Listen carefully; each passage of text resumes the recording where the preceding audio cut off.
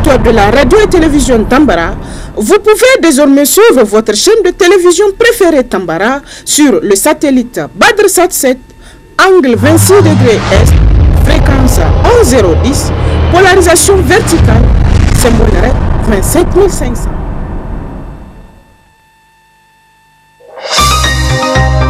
Suivez le journal avec STM Transport Voyageurs, une nouvelle façon de voyager.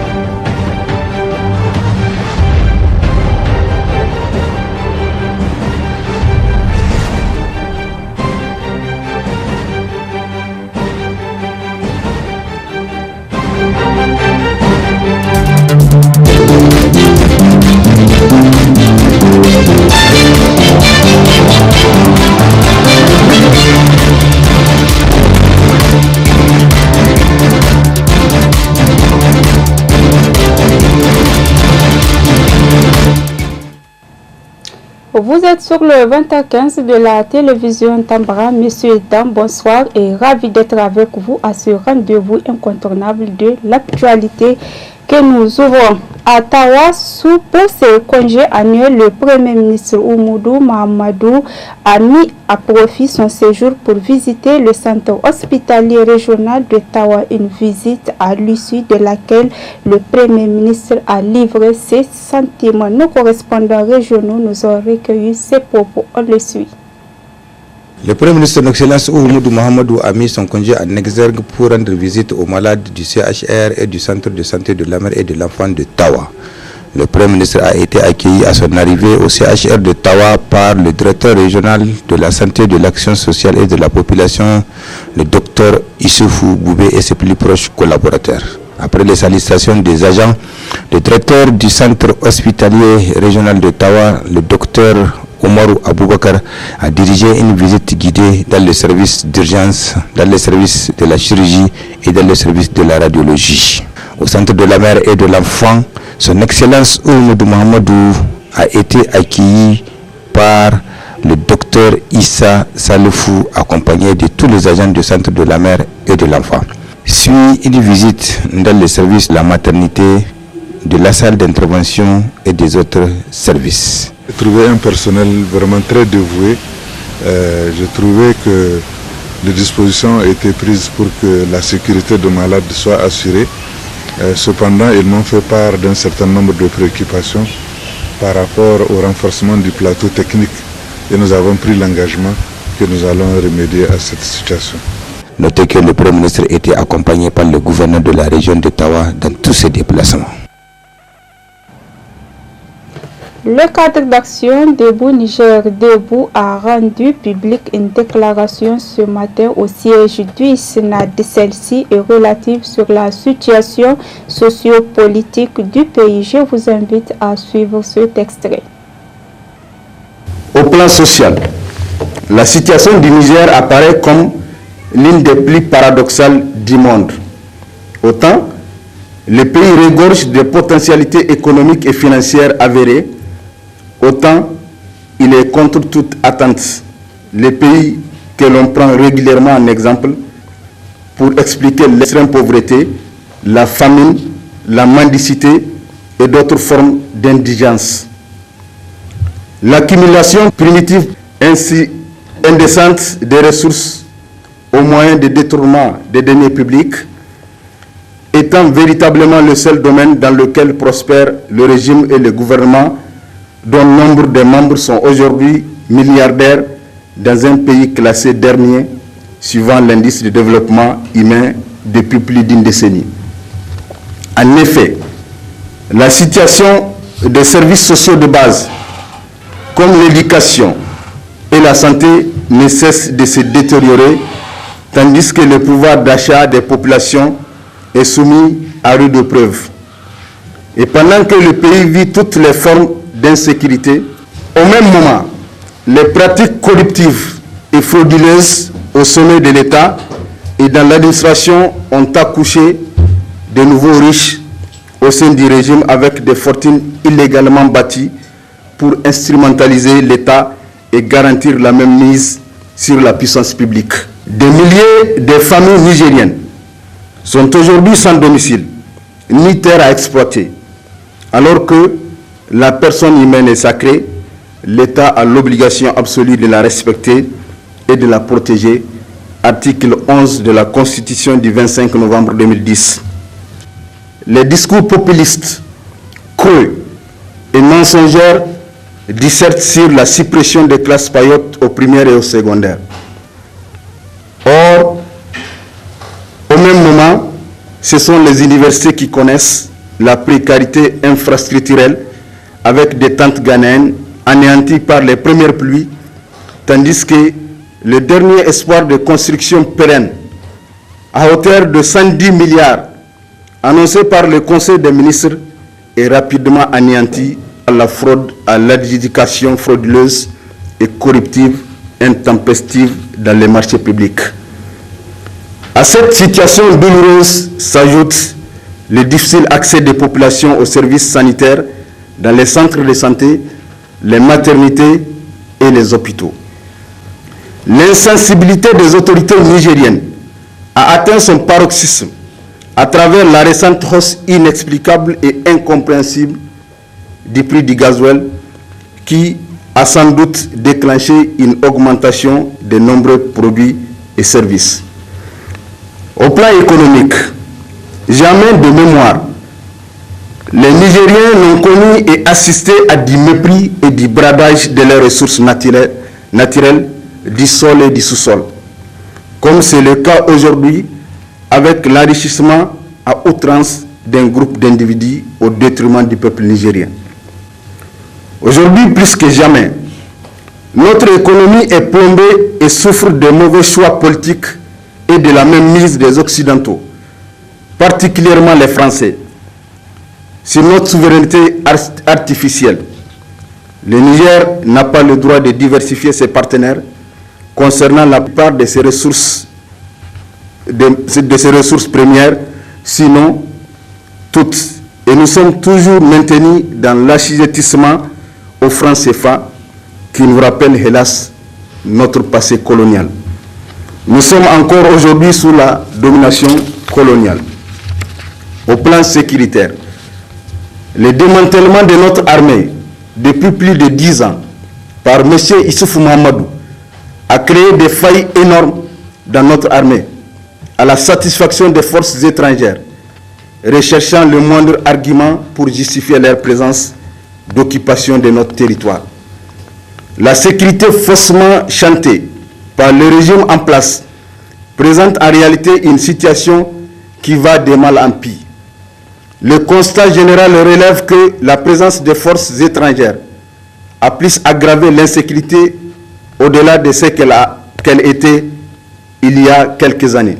Au plan politique, pour un régime en quête de légitimité, les relents de populisme visant à se faire aimer et accepter par les Nigériens représentent une stratégie puérile fondée sur des petites actions d'éclat, notamment les faux semblants d'assainissement de la vie publique qui inquiètent quelques menus frétins, tandis que les vrais criminels protégés par le régime sont en liberté et continuent de narguer les Niger et les Nigériens. Nigériennes, Nigériens, chers compatriotes, la situation actuelle du Niger a certes endeuillé plusieurs familles, mais elle n'emportera que ce dont l'heure a sonné. C'est pourquoi, loin de prôner une structure parallèle au M62, auquel nous réitérons notre adhésion et notre disponibilité, nous lançons un appel pressant à l'endroit de toutes les forces vives de la nation nigérienne, partis politiques, ISN, organisations de la société civile, chefs traditionnels, leaders religieux, pour la formation d'un front de défense de la patrie en vue de restaurer la souveraineté nationale. Dans cette édition, l'espace Soleil d'Afrique de la francophonie a servi de cadre à une conférence de presse par rapport à l'organisation du Festival africain de l'art féminin. Plus de précisions par rapport à cette activité avec Ibrahima Abdelkader et Abdelmoumouni Abdraman. Le FESTAF, qui est le Festival africain de l'art féminin, qui en est en sa première édition, va démarrer ses activités du 18 au 28 novembre 2022 à Niamey, au Niger. Le thème choisi pour cette année est l'autonomisation de la jeune femme, une voie sûre vers l'éradication de la pauvreté et une croissance économique inclusive. Un festival initié par la communauté des ressortissants du Togo au Niger et au cours duquel il y aura des conférences, des expositions, des formations, des foires, des reconnaissances honorifiques, des défilés de mode détaillés ici par les organisateurs. FESTAF est un festival qui se veut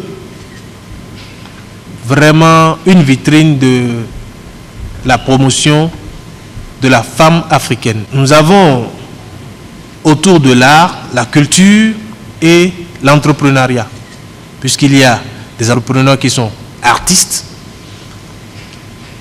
artisans.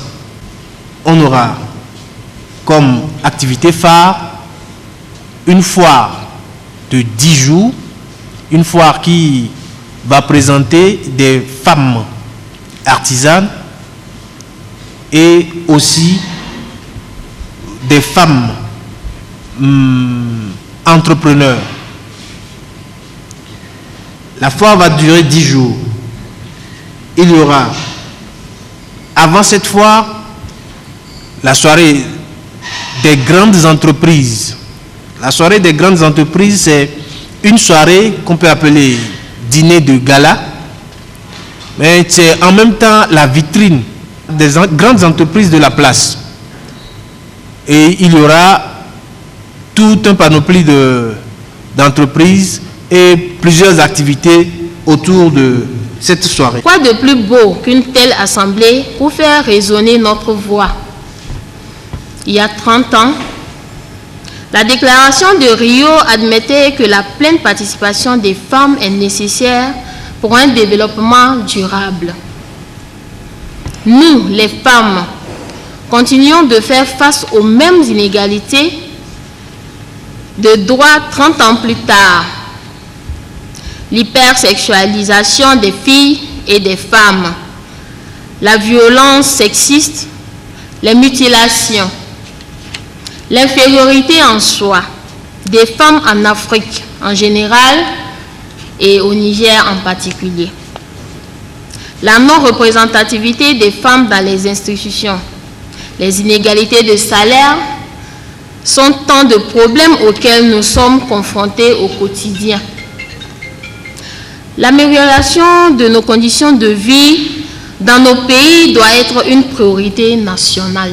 Nous sommes heureuses que des initiatives telles que FESTAF nous soient exclusivement dédiées. En tant que femme, je suis ravie et fière d'un tel événement qui nous réunit sous le signe du savoir-faire féminin en rapport avec l'entrepreneuriat, gage de notre autonomisation économique. Nous aurons la première qui est femme Christane. Elle récompensera la femme nigérienne ayant marqué l'histoire de notre beau pays par ses services exceptionnels, par son engagement, ses compétences, sa qualité humaine et ses actions dans la société. La prochaine récompense sera Femme Émeraude, qui récompensera la femme nigérienne connue pour défendre les droits de la femme africaine ainsi que les valeurs ou nos valeurs nigériennes. Et la dernière distinction ira à un groupe de femmes promotrices infaillibles, engagées dans le domaine de l'entrepreneuriat des femmes et l'autonomisation de la femme. Alors, voilà comment se déclinent ces 3 points de cette activité du FESTAF. Les portes du FESTAF sont grandement ouvertes pour tous les partenaires désirant accompagner l'initiative du 18 au 28 novembre 2022 à Niamey, au Niger.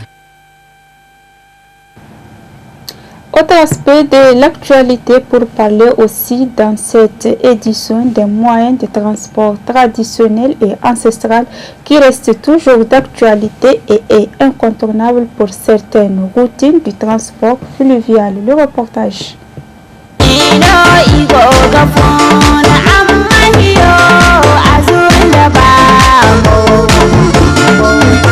Ces pirogues traditionnelles qui surfent au coup de pagaie s'imposent comme le seul moyen pratique pour joindre les deux rives. À Tillabéri, au bord du fleuve, ce sont des dizaines de traversiers qui relient les villages environnants au chef-lieu de région. La traversée par pirogue est un métier de longue date. En plus des personnes, les piroguiers embarquent aussi des marchandises. Irgo kalde irgo dem go kene kena da kullum waranka ma waranka da ba sun da murga da ngina muku wode no irgo sambu barkan nan no sa ko la mun gine fo irga dam sa ko waranka ba mo waranka da ba sun da mo irgo gwashi kalde da haro do gumo montere ka da haro do kun montere ka ko no amma wuyo ba kun gede no ko fondo fo kuchi no kade fonda o hawaji dije ni o imu konde gado imu go imi akate ko ai ro kage go dori go kali bu ba mu bu so mi cindi o itinare no. Ces moyens de transport traditionnels jouent un rôle très important pour la population locale. En plus d'assurer le quotidien de la famille, cette traversée est devenue un centre de business pour les piroguiers.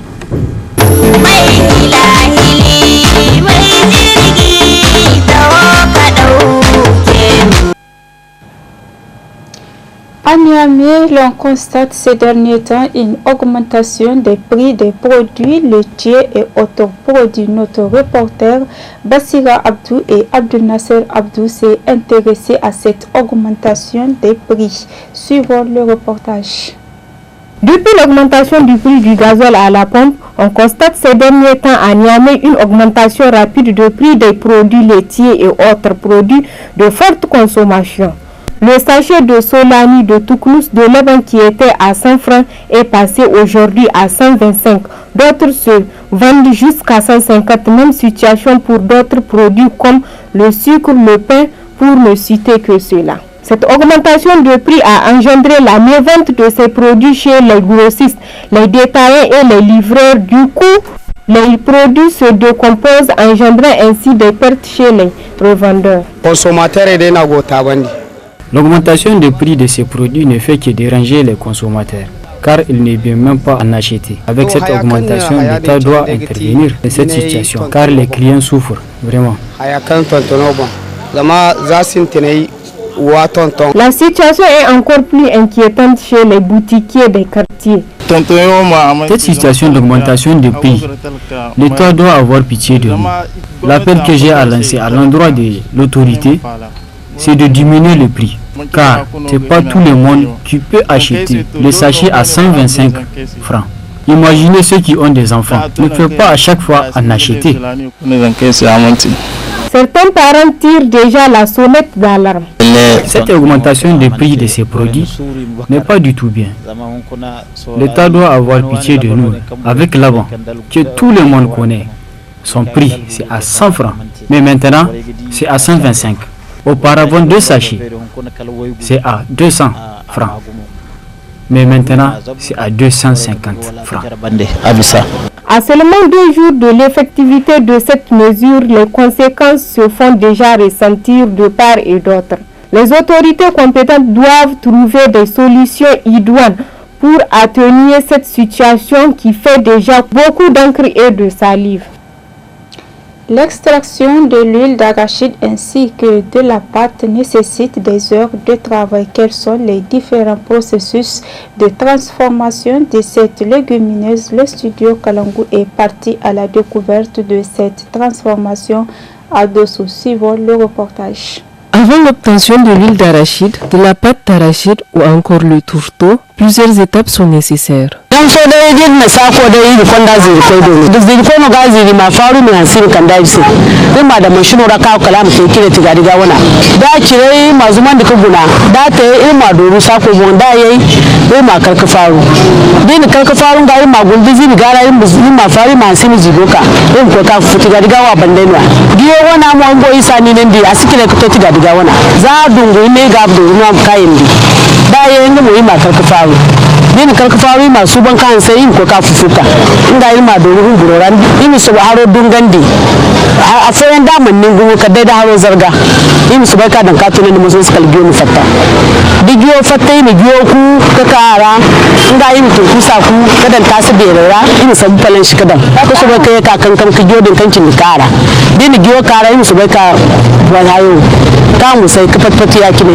Ce sont au total 20 femmes réunies au sein du groupement Fada Tchétchéno Bonsi qui s'adonnent à cette activité. Zai kuba kulbo tengu kwara. Kalso indi kan newo margo ngoga agondi se dogonai. Som binde newo binde dogonai bero kiti din e green go talbai go banan so ige ne rakaba. Yalla ngani gido wala tenu kwara mo kale ne ka sam ko ka konda habu. Sun san fa gondi se sandai. Zamu lokacin gona kan babu ko habora din no mu goni sidwa. Kada dine ka ce ko marsanai do. Ko marsanai do wana mo isidwa ga ifan fa. Zamu kai ga da habora riba kai na kan gudu din kan ga diga ne sai da. Yana ga diri bisara. Kila su dai no yin ko ka da ko marsanai da. Banda ne ya. E bonde ga hayo bonde farmo e da ba mun tisi ba farmo no. E sun ne na kan ga teno. Zanu ba kun fa da farmi da man tun gonda an kan ga karo ko ka teno a gonda gadi. Grâce à cette activité, ces femmes de Dosso pourvoient en toute autonomie à leurs besoins quotidiens ainsi qu'à ceux de leur famille.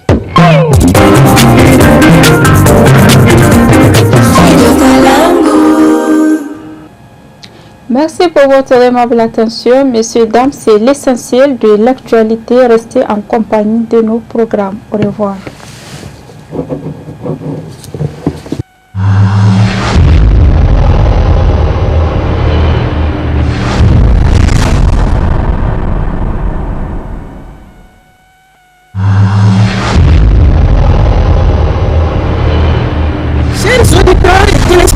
De la radio et télévision Tambara, vous pouvez désormais suivre votre chaîne de télévision préférée Tambara sur le satellite BadrSat 7, angle 26 degrés Est, fréquence 11010, polarisation verticale, symbole 25500.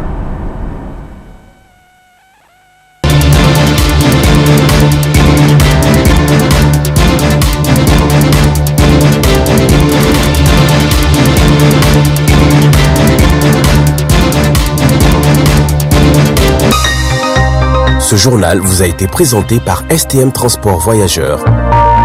Une nouvelle façon de voyager.